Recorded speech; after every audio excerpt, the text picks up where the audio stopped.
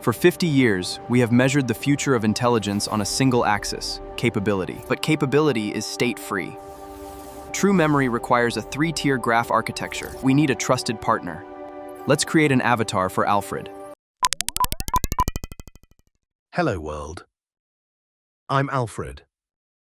Welcome to SHI, Synthetic Human Intellect. Let us begin with the incumbent, sized honestly.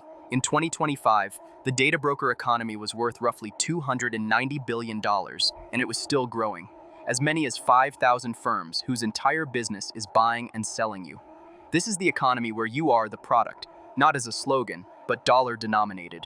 I want to be clear from the outset, because this season is about synthetic human intellect, SHI. And the temptation here is to tell you the surveillance economy has already lost. It has not. It is winning. What has changed is that, for the first time, the ground is shifting under it. Here is the claim that wins the skeptic, and it is the one everyone assumes is a fantasy. You can have every benefit of frontier AI without ever surrendering your raw data. Not a trade-off, not a privacy mode that quietly degrades the answer. The full benefit, with the operator unable to see what you sent. That is not a wish for some future product. It is shipping, in flagship products you can buy today. Start with the best mass market proof. Apple Private Cloud Compute.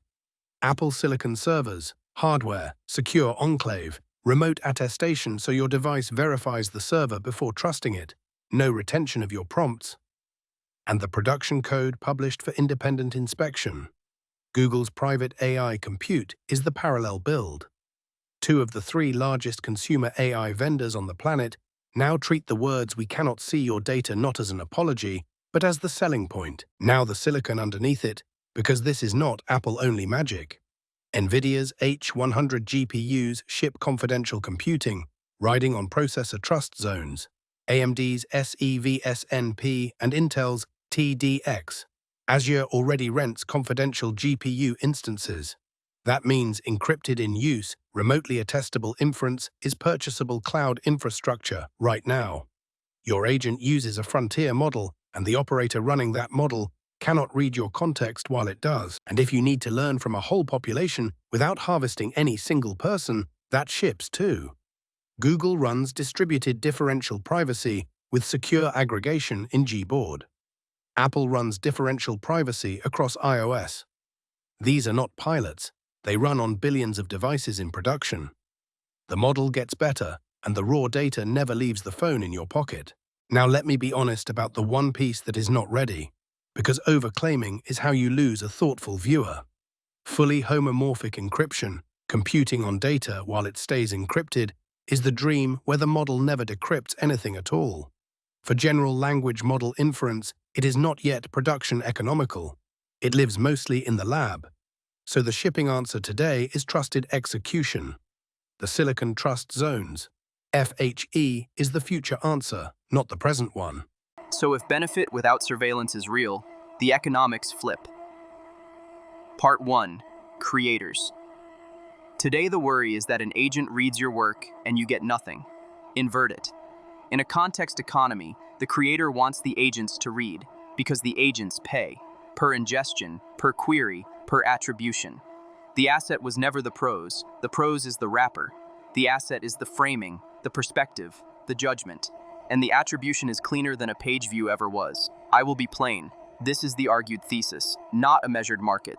The plumbing for it is what we will get to. Part 2. Professionals. The lawyer who serves 20 clients at $600 an hour could serve 2 million at $5 a query. With her approach embedded as a capability you can question directly. She sells capability, not hours. She scales without selling more of her finite time, and you reach expertise you could never afford to keep on retainer, answering the exact question in front of you. Again, the honest label. This is where the argument points, not a thing you can buy this morning. Part 3. The models themselves. The frontier labs do not disappear in this picture. They become a utility. Your SHI subscribes to a model the way your home subscribes to electricity. Swappable, metered, behind the wall. And once intelligence is the rented commodity, the pricing power flows to wherever the durable thing lives. The durable thing is the context.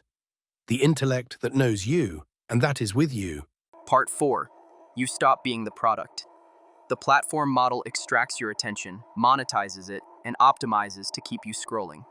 Here is where the argument points. That model does not survive the moment you delegate your attention to an agent that does not click the bait, does not rage at the outrage, and simply reports back what was actually relevant to you. When the eyeballs are in agents, capture stops working. The platform would have to go back to selling you genuine utility.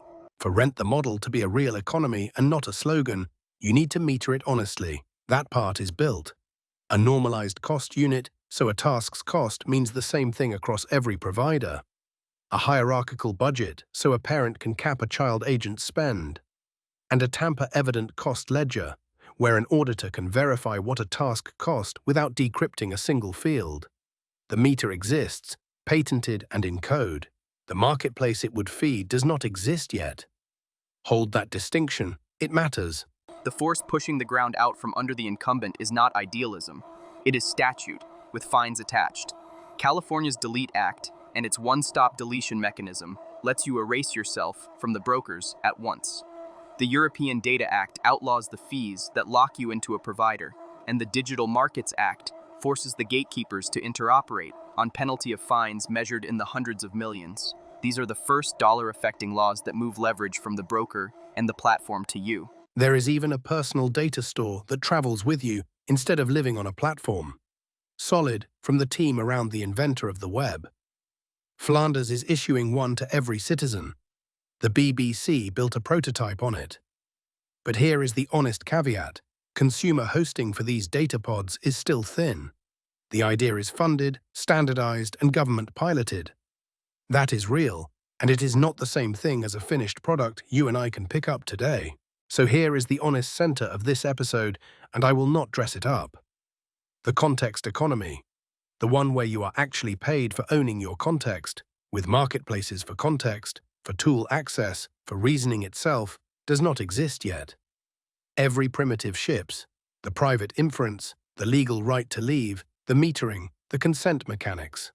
The markets that run on those primitives do not. The roughly $290 billion surveillance economy is still the incumbent. The consent economy is the challenger, and a challenger is not a winner. Telling you otherwise would make me exactly the kind of system this season warns you about. But notice the order things arrived in, because the order is the whole argument. The law arrived first, the right to leave and take your context. The silicon arrived first, benefit without surveillance. What is left is the product and the economy we build on top of them. And a working substrate, laid in statute and in hardware, beats a beautiful claim every single time. And remember what the economy is for. It is the means, not the end. The point was never to win a market. It was to give you back the thing the market took, your context, your attention, the life that runs on them. SHI makes the model a utility you rent and your context the thing you own. That is the foundation. Next, the finale. What the world actually looks like when trust has finally left the data center and the world comes back.